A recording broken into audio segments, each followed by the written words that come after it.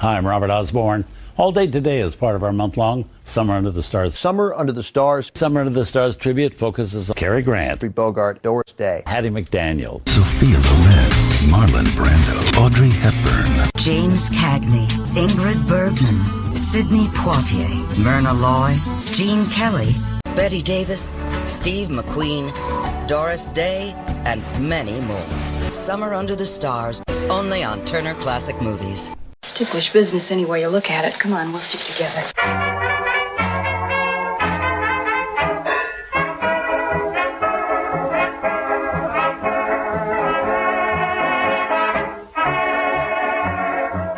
Hello, everybody. It's Ticklish Business, the podcast devoted to honoring and deconstructing the world of classic cinema.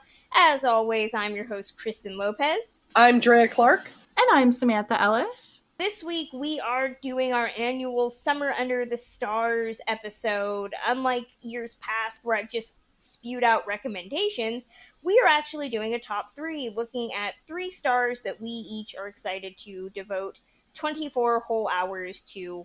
Before we get to that, though, we'd like to do a little bit of housekeeping. As always, this episode and all of the episodes run on your donations, courtesy of patreon.com/ticklishbiz. If you become a patron now, you get access to special pins and a whole host of not just these episodes, which you get 48 hours early, but a whole series of exclusive interviews and bonus shows, including my 2 series based on a true podcast with William Bibiani and doubled features with Adam Kautzer.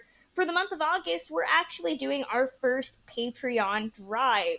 The goal, to get 15 patrons. We are very close to that, but we'd love to go at least 15, maybe even get 20, who knows. We will be spending Summer Under the Stars doing a drive where we each will devote a day to watching a star's whole slate of films and finding a way to provide reviews to you, whether that's through video or written or anything that we can think of, to get more patrons to head over and learn more about us. We'll be promoting that on our Twitter, which is @ticklish_biz. And we will be giving away a prize to a lucky member who decides to become a patron in the month of August. We're going to be giving out a special secret Ticklish Business prize pack.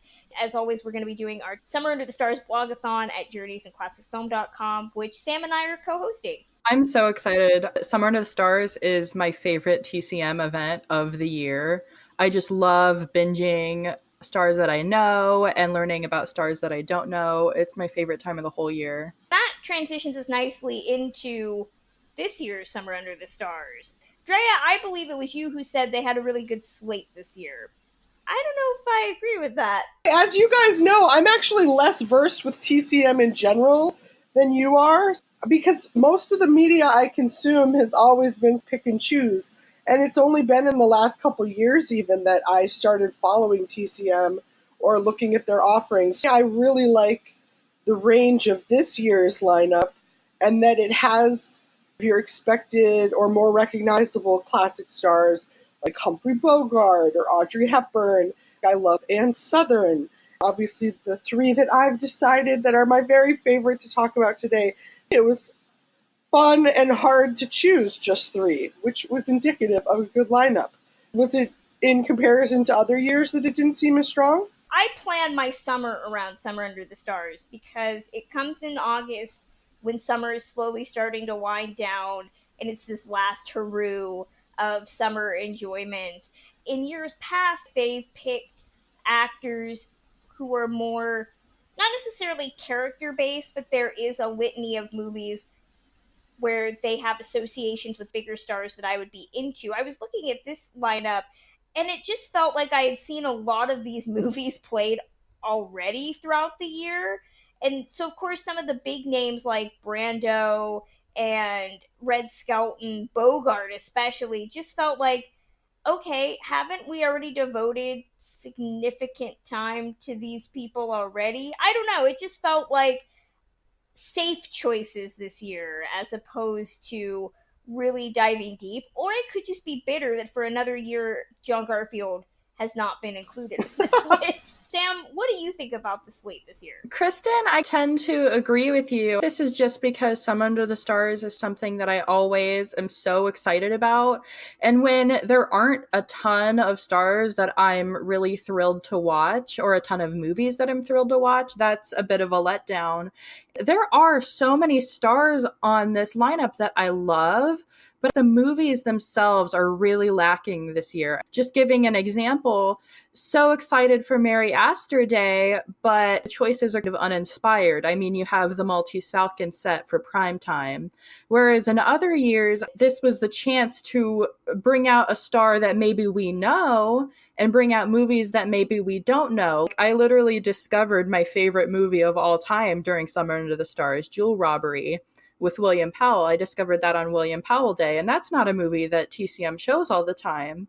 So I was really hoping that TCM would step up and do that. That's not really the case. Either there's a day of movies where I've seen just about all of them, or there's a day where I haven't seen some, but they're not really ones that I've wanted to see. So I agree with you there, Kristen, but there are definitely stars that I'm excited to see, and I'll catch a couple movies, but there are very few that I'm going to binge.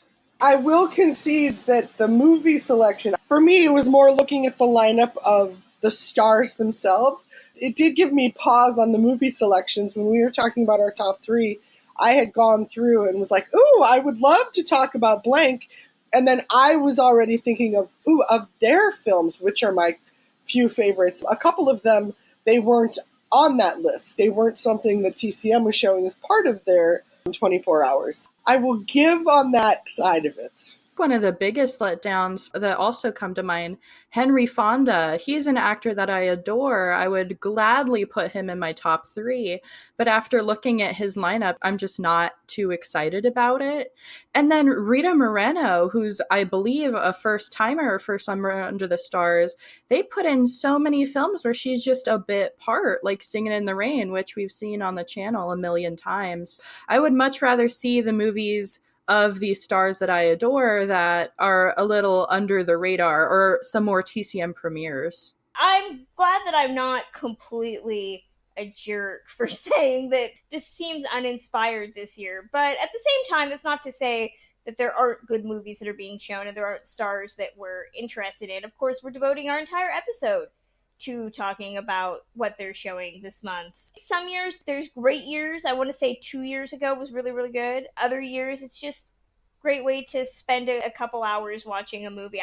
I had a bit of an existential classic film fan crisis because I was looking at this list and none of it just seemed very new to me. So I was thinking to myself, is it just that I'm growing up and growing out of some of these tried and trues? It freaked me out because I remember when I was first starting to watch Summer Under the Stars, I wouldn't know half of the names. I discovered one of my favorite actresses, Anne Blythe. I had never even seen her face. And then they were showing 24 hours of her movies in 2013, and I just binged those, and she became an instant favorite. This year, I only didn't recognize maybe 2 or 3 names, and that was scary, very scary for me. So maybe it's me. Well, Sam, why don't you start us off with the first star that you're excited to spend the day with?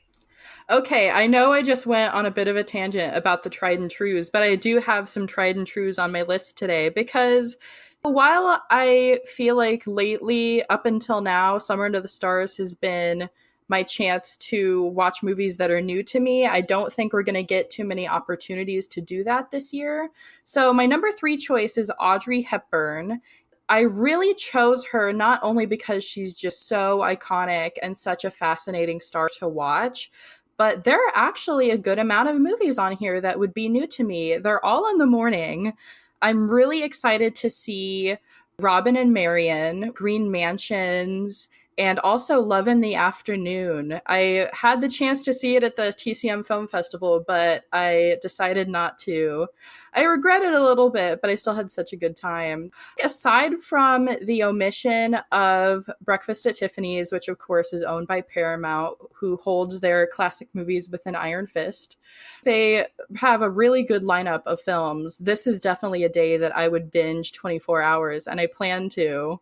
One last film that I'll definitely throw in there, if you haven't seen it, you absolutely must, is Paris When It Sizzles. Among Audrey fans, this is a movie that it gets a lot of hate. Really only half a movie. My sister and I just don't understand it because it is such a favorite of ours. We'll watch it anytime it comes on. We think it's so cleverly written and there are so many cute Hollywood cameos. It's just such fun. The reason why I picked Audrey ultimately is because this whole day is just going to be a lot of fun to watch. Even the children's hour. Throw out some other ones that you didn't mention. I love the children's hour. Oh, me too. It's probably my favorite interpretation of that story, mostly because of that cast. Can't go wrong with James Garner ever in a movie.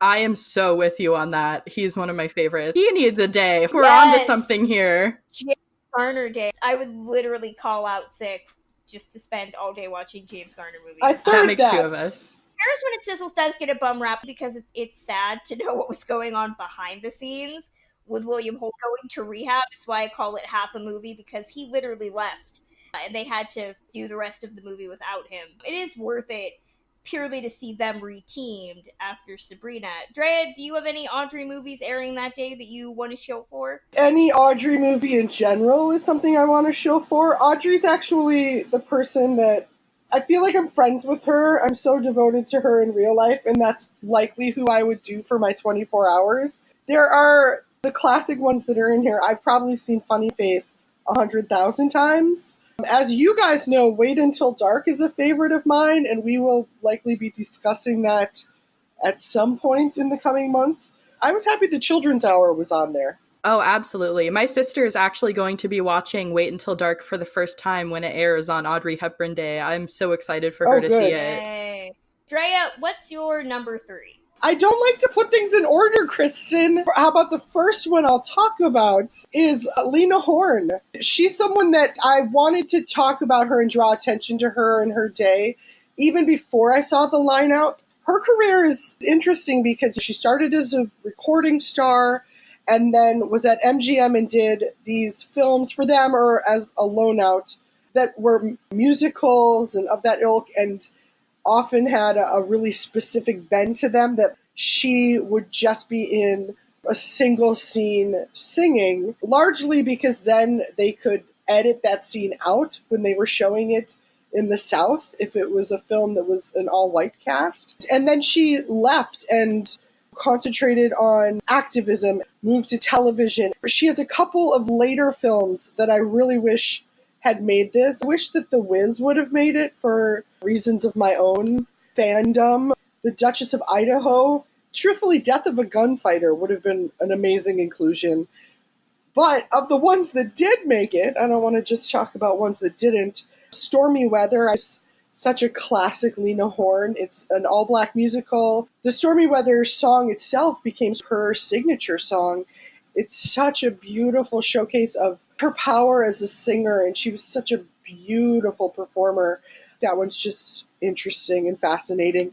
And then in this black film, black musical oeuvre, they're showing Vincent Minnelli's first film, Cabin in the Sky. She plays this sexy sidekick henchwoman of the devil. She's this gold digger named Georgia Brown.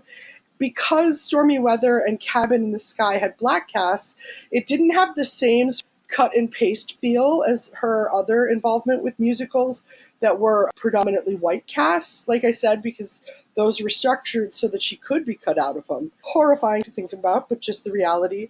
Whereas Stormy Weather or Cabin in the Sky, because the whole cast is that way, they're allowed to get comfortable and build more characters. That said, these are ones that I hope there's a historical context. That's something it very famously, a lot of theaters in the South refused to show it at all. Apparently a sheriff in a town in Tennessee called Mount Pleasant shut the screening down 30 minutes into the films. For people who are discovering stars and discovering new films, we love the historical context for these and where we are now and looking back, and those are our standouts for that. And like I said, I would have loved if Death of a Gunfighter had made this, because in that one she does play the love interest of a white actor. Richard Widmark plays the lead role in that. You can't really go wrong with her whole lineup. Even if you're just watching for the moment where she comes on and shines, she shines so much. Like Ziegfeld Follies, Swing Fever, which was one of the very first ones. You look at it and you're like, oh, I get it. I get the it factor of it. She's just a delight. She could have done so much more, too. I have not seen nearly enough Lena Horne movies. I've only seen Duchess of Idaho, which she does not have a huge role in that. She's just a performer. I'm excited to see her in actual acting roles. Obviously, Stormy Weather and Cabin in the Sky. And I do want to see Ziegfeld Follies because I feel like I've seen clips of that movie's weirdness, but I've not consumed it. Like you said, a lot of her film stuff, it's very interesting because we don't really do that anymore because she was a singer that they were making into a movie star in a Beyonce way. They would roll her out for these performance elements and then shuffle her away, which is a reason that the times that she did get to dig into things, I very much appreciated. Ziegfeld Follies is, like you said, wacky, and it has such an insane cast. Everybody should watch that one. Lucille Ball is in that, and Fred Astaire, and Gene Kelly is in that. I would check that out. It's not going to be the huge Lena Horne showcase, but man, it's a showcase for about 80 major stars of the time, it felt. I bow down to you for this choice, Drea. I am such a big Lena Horne fan, and I'm so glad that people are going to have the chance to see more of her movies for 24 hours. I've never seen Stormy Weather, so I am so thrilled to watch that for the first time. And Duchess of Idaho is one of my favorite Esther Williams movies. Talk about a fun movie to watch. I just adore that. Anyone who has not seen Cabin in the Sky, it is essential Black film history. You need to see it. She really plays such an integral part of that film. Yay! Lena Horne! Well, I'm moving to more comic performer, or at least a lighter, not just in pigment, but in tone of film. I'm talking about the performer who's on the day before Lena Horne, and that's Melvin Douglas, the grandfather of TCM host and friend of Ticklish Business Ileana Douglas. So she did not influence my decision making, by the way. Melvin Douglas is an actor who I used to get confused with David Niven, and now I don't. Both of them had very similar career trajectories, but Melvin Douglas always played the poor guy that didn't get the girl, as opposed to David Niven, who cultivated this air of charming dickishness. This is really the only way I can describe it. So I had to include Melvin Douglas on here. He's got a lot of movies that I've wanted to see that I haven't seen. Of course, I've seen Ninotchka that he made in 1939, but that's really it. This was mostly a choice of wanting to discover a lot of the movies that he had starred in. I know that TCM just aired it a couple weeks ago. I wanted to see Fast Company from 1938, which was an attempt to make a Thin Man-esque franchise. A lot of the comic movies that they're showing and the murder mystery films that they're showing were obvious attempts to make a Thin Man franchise with Melvin Douglas, where essentially nobody's like drinking and smoking, but they're still having this fun, wealthy murder mystery angle to it. And he always had really great co-stars. So they're showing also from 1938, There's Always a Woman, which he did with Mary Astor and Joan Blondell, where he plays a married private eye and they have to solve a murder. I'm a sucker for murder mystery stories that are about 77 minutes long. Of course, they're showing That Uncertain Feeling, which is the Ernst Lubitsch movie that he made with Merle Oberon, which I keep trying to see and I haven't seen it yet, so this is a good time to do that. I also want to see A Woman's Face, which is a movie that I've had sitting in my closet for over a year. It's a noirish drama that he did with Joan Crawford, directed by George Cukor. And he did a movie with Myrna Loy, which they're showing very late at night, Third Finger, Left Hand. So I love the fact that Melvin Douglas was the king of light films, light and bubbly movies. When I'm working super hard at my day job, it's best to just kick back with something frothy. And Melvin Douglas was the king of that. So I'm excited to kick back and just enjoy peppiness. I'm a big Melvin Douglas fan. I was very tempted to put him on my list, But I was a little bit let down by his movies. In general, it's a very good arc of his career. If you've never seen a Melvin Douglas movie, like my sister hasn't, and she's going to see these movies for the first time, it's a really good place to start. But there are definitely a couple of omissions that I'm a little bit mad about, specifically The Vampire Bat with Fay Wray. I love that movie so much. They have great chemistry in it. I would have loved to see it on here. I'm definitely excited for some of these too. I've never seen That Uncertain Feeling either, and I'm very thrilled to see that one. And I'm also going to throw out Being There. It's a little bit more modern, but he and Peter Sellers are both magnificent in it. And if you're a classic movie fan that shies away from movies made after 1970, this is definitely an exception to me. He's so great. I agree on Being There. I'm not as familiar with Melvin as well. I've seen Ninotchka, and I met him in Paris. He's in that, yes. But Being There, that should be just in the requirement list for everybody. An amazing film, and it's such fascinating pacing and how it's telling the story and the character it's building. Also Peter Sellers. But he's not on our list, so I won't talk more about Peter Sellers. Well, Sam, what's your next one? My next pick is actually one I just stole from Kristen. I was waiting for you to take it. You kept saying, no, I'm not going to do it. And then you did it anyway. We were going back and forth about it. I was trying to make my whole new list. I didn't want us to have any repeats. And then last second, she's like, okay, I'm not doing Errol Flynn anymore. So I'm like, I'm going to take him then, because other than Ty, he's probably my favorite actor. So my second choice would be Errol Flynn. He's just such a favorite. I could watch him on my screen all day. I don't care what he's in. Well, I do care. He's just such a magnificent performer. He could really do it all. He did that comedy perfectly, that action. He could even pull off a couple dramas. He's just so awesome to see, and I'm so thrilled that he's included this year. I don't think he has been lately. I'm just over the moon about it. The ones I'm always waiting for are Ty, Errol Flynn, and Rita Hayworth, and I'm really glad that Errol Flynn at least got a mention here. As far as movies, I'm going to try to shy away from the really famous ones. Footsteps in the Dark I saw recently for the first time, and it is just absolutely charming. It's so great. Really underrated film. It's the first one of the day, but if you're up that early, definitely try to watch it. I would also say I'm excited for Santa Fe Trail. That's a Flynn and de Havilland movie I haven't seen. Captain Blood is one of my favorite movies of all time. Definitely one of my favorite pirate movie, even above Ty's pirate movies. So Captain Blood is a must. He's just perfect with Olivia in that film. Gentleman Jim is probably one of Errol Flynn's most famous non-swashbuckling roles, but I haven't seen it. So that's an absolute must for me. And then lastly, I'm going to go with The Dawn Patrol from 1938. I've seen this movie once, right when I was really starting to get into Errol Flynn as an actor and really starting to develop a crush on him. It's been years since I've seen it, and I remember absolutely loving it. So I have to see it again and see if it's as good as I remember. Overall, those are my recommendations. There are a couple of others I haven't seen.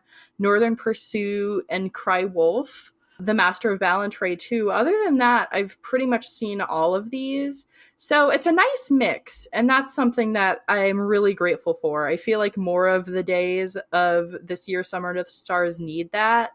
I'm going to enjoy watching the new to me films, and I'm going to enjoy watching the films that I've seen a million times. Errol Flynn Day is just looking to be really great. It's weird. Errol Flynn's day is comprised of the movies I would expect and a lot more of his action adventure films. I'm thoroughly surprised that they shied away from a lot of the more romantic movies that he made. And by romantic, I mean more in the melodrama vein. This is a very masculine slate of movies. But at the same time, you took a lot of the ones that I would have mentioned. I'm excited to see Footsteps in the Dark as well. Dodge City is... I'm not a fan of Westerns ordinarily, but I really enjoyed Dodge City. I would say my favorite movie starring him and Olivia de Havilland. I know that's a bit of a shock, even though he's supposed to be playing an All-American with a Tasmanian accent. Go figure. Drea, you got anything to throw out on Errol Flynn? No, I agree with all these choices. Everything I have to say about Errol Flynn is just in the red flag territory of him as a human. Very problematic choice. We will preface that. Yes. Yeah. Understandable movie star, but someone who very much benefited by the lack of an internet. He's a problem, but he's my problem. I was going to say, this is a slate that has two performers that I have issues with. I'm going to be a hypocrite. One I can separate, one I refuse to separate. So go figure. If you've listened to this podcast long enough, you should have noticed right away who the other performer is, that I'm just like screaming into the void that they have decided to honor. Is it Layla Hyams? Yes, it is Layla Hyams. That woman knows what she did. She knows what she did. That James Stewart is just a rapscallion and he should be locked up. Yes. Don't even make that joke. I would be devastated if anything ever came out about James Stewart. Andrea, what's your next one? All right, my next one is so far scandal-free. We mentioned there's this divide of people who tend to be enamored with classic film up through a really particular point in time because it stops being as romantic and can start getting more gritty. So my next star is Liv Ullmann, a Swedish actress whose work was grittiness and reality personified, even though a lot of it did have some sort of mystical elements. One of my very favorite films of hers that I'm sure I've talked about before is Persona.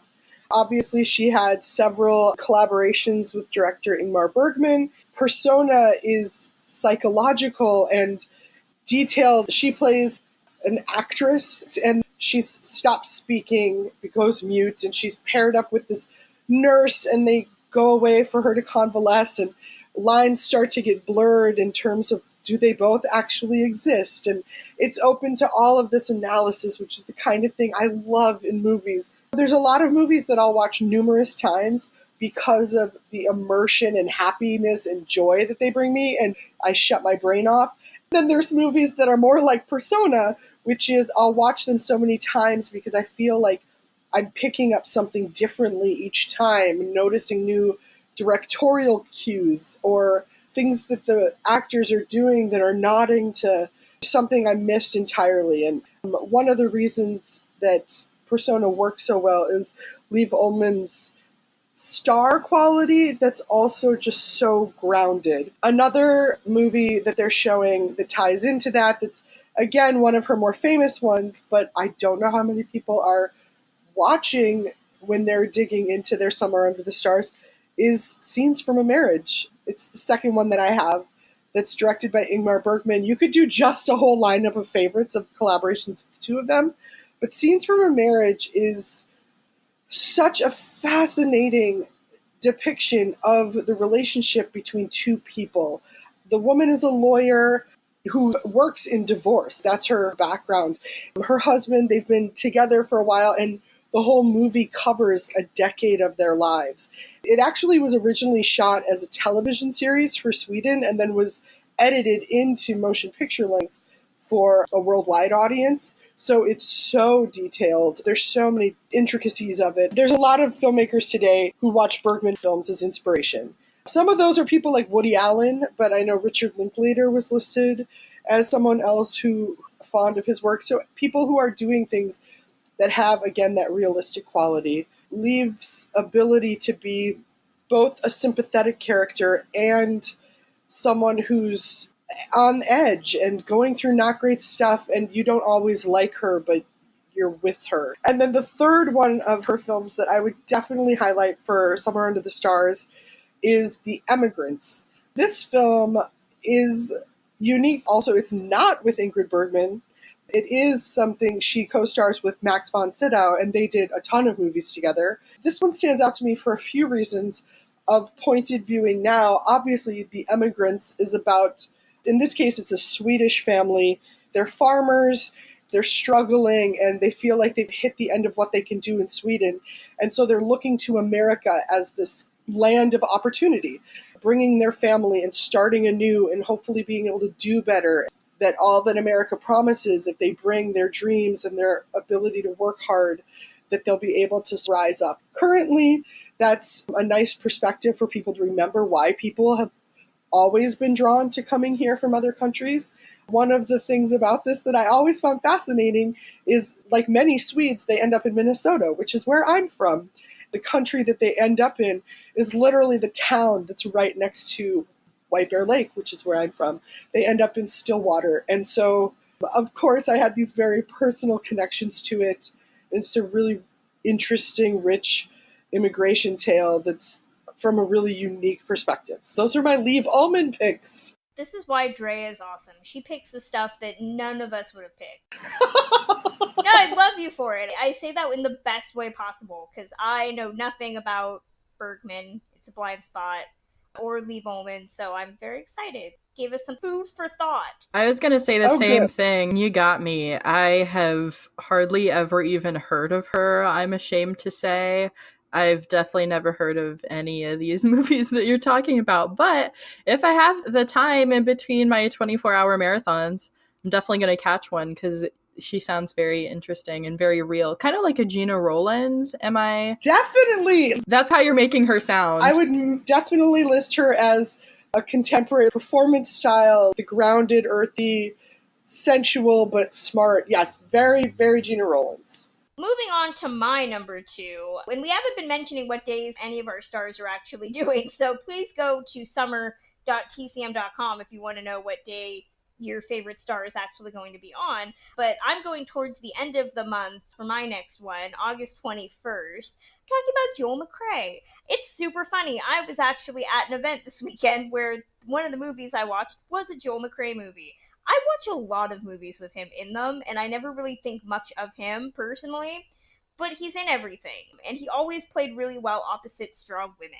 That makes him pretty awesome in my book. I was very surprised that I picked him out of all the male actors that they're showing this month, because he's done a lot of really eclectic film choices in his career. I am a little bummed they're not showing 1932's Bird of Paradise with him and Dolores Del Rio, which is worth it. If you have not seen it, it's about a sailor who falls off of a ship and then ends up hanging out in a Polynesian island and then falls in love with a Polynesian woman played by Dolores Del Rio and has to surf a turtle. What else is he going to surf on? Either he's trying to surf with the turtle or he's being very forward with that turtle. I don't know. The point is a turtle is involved, and I'm very upset you guys will not be experiencing that. But what they do have on his day is amazing. It's a cavalcade of bizarre choices. You will not watch the same movie twice. They're starting it off with The Most Dangerous Game, also from 1932, which is a great action horror film where humans are being hunted by a crazy guy. Pretty progressive for 1932. I don't really know how far we've come from The Most Dangerous Game. Joel McCrea is really good in it. The Richest Girl in the World is a sweet little romantic film with him and Miriam Hopkins. I am excited to see Primrose Path, which I have not seen, from 1940 with Ginger Rogers, where I've been told that she plays a woman who sells her virtue. It's always great. The primetime movies are worth watching. It's a trio of classics, starting with The Palm Beach Story from 1942 with him and Claudette Colbert. Joel McCrea is one of those performers that always had really weird little sexy gets where you're just like, that's just something he did with women. There is a moment in The Palm Beach Story that when I listed on my blog some of the sexiest movie moments, I included it because it's a great moment where you're just like, it's 1942, Joel, you are not allowed to do that. And then of course it's followed by Sullivan's Travels, which has him in My Girl, Veronica Lake. Preston Sturges is just genius. Surprised we haven't talked about Sullivan's Travels because it's one of my favorite movies. It's him playing a film director who wants to learn about the common man, so he decides to be a bum and travel America. He learns about the power of laughter. And then it's followed by The More the Merrier from 1943 with him and Jean Arthur, which also has a very saucy moment in it, and it's hilarious, about two guys and a girl living in an apartment together.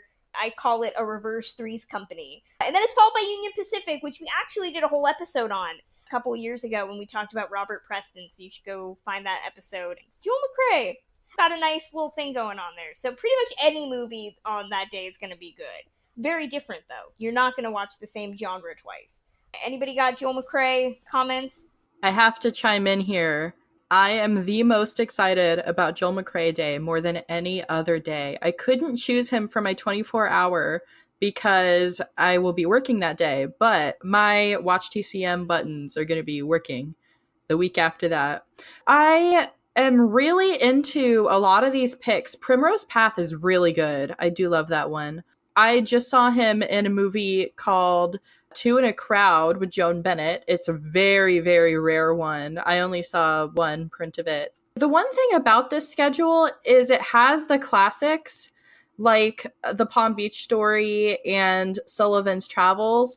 I haven't seen The Palm Beach Story. That was actually my little takeaway from the Criterion sale. That was the only thing I bought. There's so many of these I'm excited for. They did omit a couple. If it were me, I would have loved to see Two in a Crowd. I would have also loved to see Foreign Correspondent. That was a big omission. But at the same time, for every film on this list, you could have thrown in those popular ones. There are a lot of them that I haven't seen or I think more people should see. Primarily, like I mentioned, Primrose Path, but also Colorado Territory.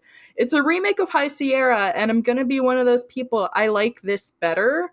And I think that's just because I feel so close to Joel McCrea and I adore Virginia Mayo, and they have a really cool chemistry.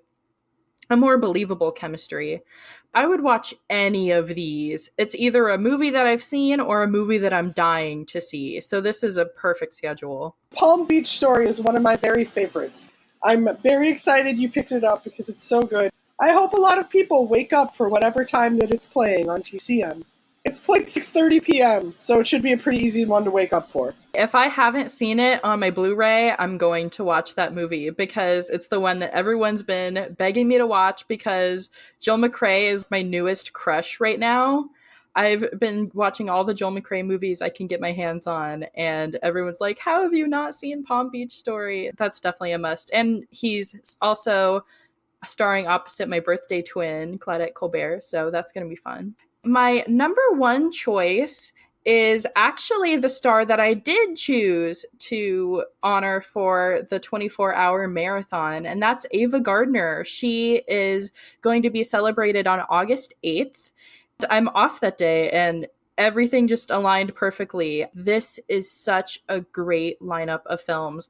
I feel pretty close to Ava Gardner because I believe it was 2 years ago, my boyfriend and I were going on a road trip, and it just happened to fit perfectly. Everything aligned where we were going right through her hometown and her very, very wonderful museum that's dedicated to her in Smithfield, North Carolina. And I got the chance to go inside, and it was just such a fantastic experience. In preparation, I read her autobiography. I watched all the movies I could. I got to see all of her amazing things, and I got to see her grave as well. That's where she's buried. So I feel a really personal connection to Ava Gardner, but there's still a lot of holes. There's still quite a few films of hers I haven't seen, and this is a really great lineup to not only watch the movies again that I appreciate of hers, but also to fill those gaps in her filmography. For one thing, I'm particularly excited about The Great Sinner, which I believe stars her opposite Melvin Douglas and Gregory Peck. But the reason why I want to see The Great Sinner is because the museum boasts such a wonderful collection of her costumes from that film.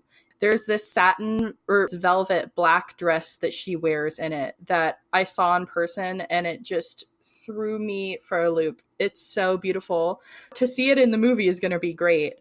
Of course, Knights of the Round Table is another one. It's a little bit under the radar compared to some of her other works, but I've seen pictures of her in it, and she's just so, so beautiful. And I'm really excited to see that movie for the first time. And I always love when Summer to the Stars includes documentaries. So I'm really thrilled to see Ava Gardner, the Gypsy of Hollywood, that's showing at prime time. I'm really excited to learn more about her, whatever I haven't learned from her autobiography and the museum. All of these movies, it's just either a film that I love or a film that I really want to see, with the exception of Mogambo and Bowani Junction. Those are two movies I'm just not thrilled about. But the rest of them, Like, of course, Pandora and the Flying Dutchman, The Killers, Showboat.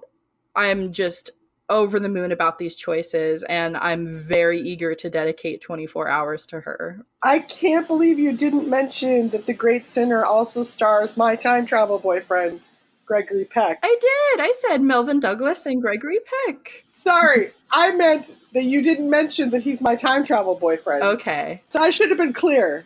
I feel like it should just be for all of us. But if I mention John Garfield, I'm not going to not mention Kristen. That's a good point. They never show any Tyrone Power movies, so I can't make this argument. He's just completely omitted all the time.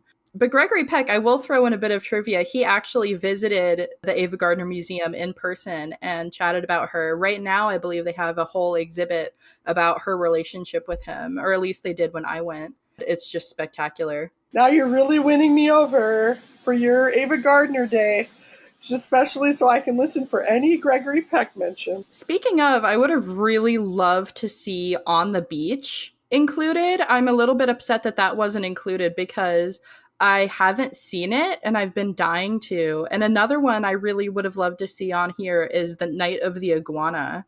That's one I have seen, and it's definitely a favorite of her later works. TCM, what's up with that? Otherwise, perfect schedule. Drea, what's your last one? All right, so my last one, I know you guys know who it is because at least one of you wanted to do him as well, and that is Mr. Kirk Douglas. Or you were just rolling your eyes at my choice. I'm going to pretend. How did you know what I'm so doing excited right now? You guys know, so I work for the Golden Globes every year, or I have for like the past 6 years, and I help put together the nominee packages, the video elements. And so Kirk Douglas was one of our presenters last year, and we made a really small package. And because it's a live show, they don't even air everything that we make because people talk for so long. That's the first thing to go is what I've worked on. And I have no hard feelings about that, clearly. But the fun part about that when we have lifetime achievement and things like that is that you're required for your job to go back and rewatch all these things. So last year, I remember sitting in our editing booth, rewatching a lot of Kirk Douglas films with a bunch of people who had never seen them, which was really special. One of the ones that I loved finding a moment for was the film Lust for Life. Obviously, that's when he plays Vincent van Gogh. Who knew I was going to have numerous Vincent Minnelli films? I guess that's my sub-theme today. There's just these great body performance scenes with Kirk Douglas and Anthony Quinn and James Donald, and it's a really particular kind of acting because it's based on this painter and there's a lot of other artists in it. It's aiming for the stars and taking on a really artistic look and feel to it. Heavy in the drama, I kind of enjoyed that. Lust for Life, I'm happy to see on there. Just going to continue on my Minnelli front. We're talking about, should I be so drawn to things that people are so well known for? But The Bad and the Beautiful is such a great film. It's one of my favorite films about Hollywood, about the making of things or the behind the scenes. In this one, Kirk plays this film producer, and he's very caustic, and he's surrounded by people who are wheeling and dealing with him. And it's so good and so petty. It shows all this pettiness. It has all of these different people playing different Hollywood types, and I just enjoy that. It's canon, you guys. You should be seeing Bad and the Beautiful. I feel like even Kristen can't fight me on that, although she'll probably want to, because anything based around supposedly that David O. Selznick was an inspiration for this is very funny to me. Oh, so that increases things. Okay. It's one of those movies. Yes. It's one of those, it's like a combination of him, but it's definitely digging at them. If you're into film, then watching a movie from 1952 about the behind the scenes, come on, that's good stuff. And then the last one, just for us, I'm going to end on a real dramatic bummer. One of my favorite performances of his is in Town Without Pity. It's not an easy view because it's not an easy subject. He plays the defense attorney for 4 American servicemen stationed in Germany during the war who have been accused and definitely are guilty of gang raping a teenage German girl in this town. As the defense attorney for the army, he has to face these moral quandaries of doing his job right for these 4 GIs means cutting down this girl and making the witnesses look wary, and it's a very big emotional toll on him.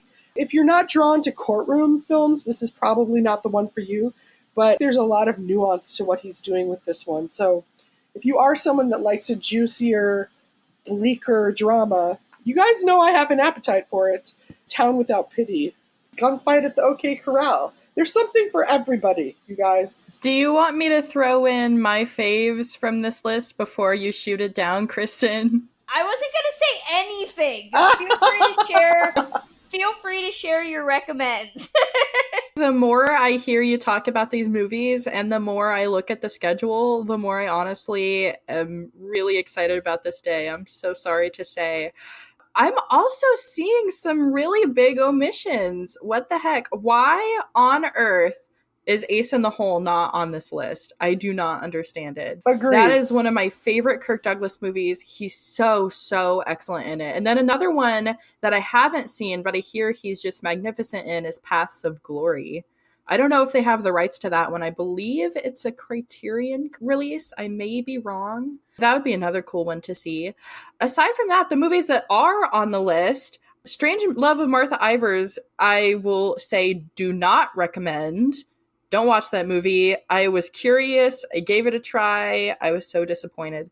Young Man with a Horn, I haven't seen, but I've been dying to see because of his association with someone named Gene Spangler related to that film, but also because him and Lauren Bacall, and it's just one of his most famous. Bad and the Beautiful, definitely going to give another rewatch. Lust for Life.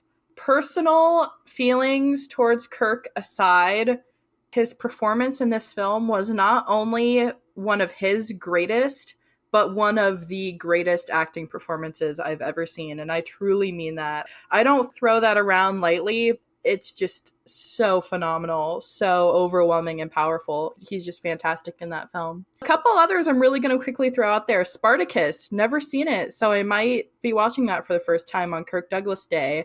The other one I haven't seen, another big film of his, Gunfight at the OK Corral. I'm getting into Westerns, and I might give that a try. So a pretty good, solid lineup for someone who doesn't necessarily get recognition as an actor. I don't know. Is it just me? He gets recognition as an actor, but it's also he made things for such a span of time, and then also as a producer started to take things on.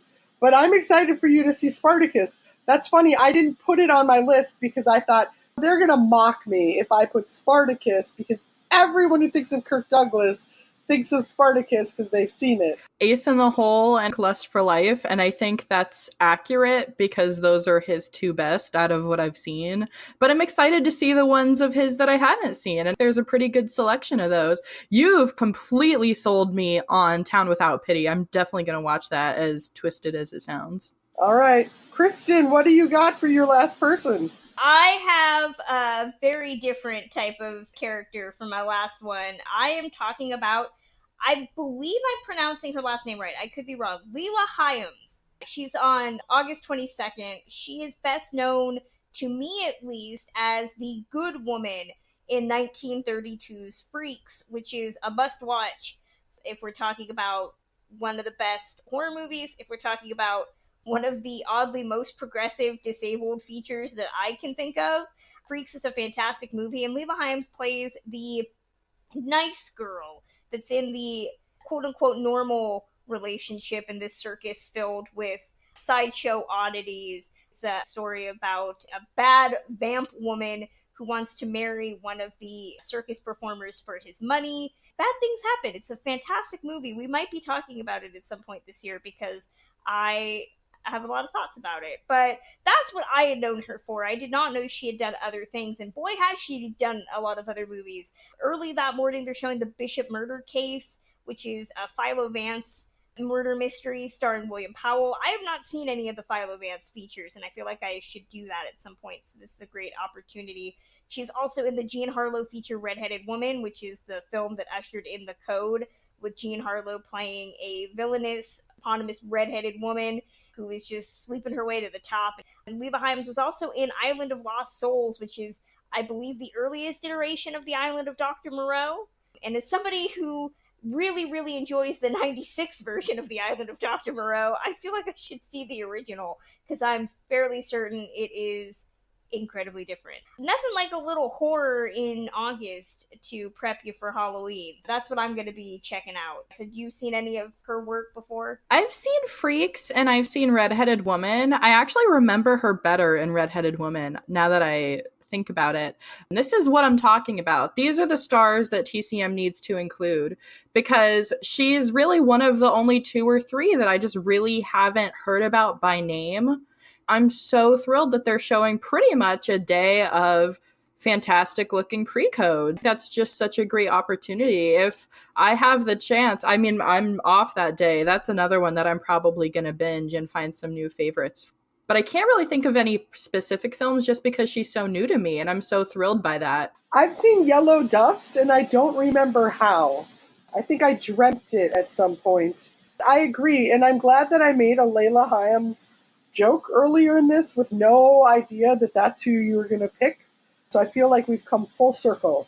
It's very satisfying. Really quickly, any honorable mentions we want to throw out? Any stars or movies that we want to make a case for? Sam? The one that I threw out last minute and replaced with Errol Flynn was going to be Humphrey Bogart. I am definitely excited about his movies, but I have to admit I have seen every single one, except for All Through the Night, which I missed at the festival, but I am definitely going to catch this time around. We are definitely tearing down some of the classics in this episode because I feel like that's not really what Summer Under the Stars is about. But it's going to be a really good chance to see some of those movies, and I just adore Bogey. I am one of those few people that think that he was a very sexy man. I'm just thrilled to spend a day with him at some point this month. That's going to be a lot of fun. Not really any others. We've covered it pretty well. Fred Astaire, I'm glad that they're showing some of his work apart from Ginger, although they are showing 5 of his movies with Ginger. It's a nice mix. Buster Keaton, I know a lot of people are really excited about that one. I'm glad that they have at least one silent star. The silent stars, that's another way we can improve Somewhere Under the Stars. Throw some more silence in there, because I am just not very well versed with them. It'll be a great chance for, hopefully in the future, to do my research, do my homework on some silent stars. Drea, any honorable mentions? Honorable mention to Irene Dunn. I just love her so much. All of her films I love. Out of her list of what they're showing for her 24 hours, I've seen a good number of them. The Awful Truth or Penny Serenade. She's just such a reliable performer, and I like what she brings out of her leading men. A couple movies I would shill for. Henry Fonda is going to kick things off on August 1st, and I'd recommend, if you're up early, watching The Madness Manton from 1938. It's a screwball crime comedy with Barbara Stanwyck playing a daffy socialite who also has like a group of women that solve crimes. I feel like it's a precursor to A Simple Favor in that she just wants to solve crimes and also spend money and lay around. And it's really funny. Her and Henry Fonda have a great chemistry together. A movie that I recommend purely out of morbidly curious purposes is on Brian Donlevy Day. It's at 5 o'clock.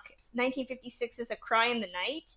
It's a crime drama where Brian Donlevy's father to Natalie Wood, who is kidnapped by Raymond Burr.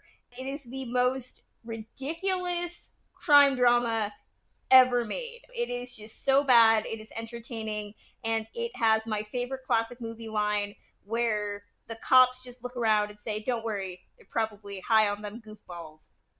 Indeed they are. It's worth watching. So those were our honorable mentions. Sam, we had put out a call on Twitter about sharing with us what the listeners were excited to see during Summer Under the Stars. Do you want to read the responses that we got? Absolutely. We got a few really great comments. The first one is from Peter Bryant at PM Bryant. He's always a great supporter of the show. And he said, "I just looked it over and Anne Southern's Day is the answer for me. Susan Hayward next. Leela Hyams, which you guys mentioned, is also intriguing, though I know very little about her. Of course, Fred Astaire's Day will be fabulous as well, even though I've seen all those films multiple times. I will agree with Fred Astaire Day.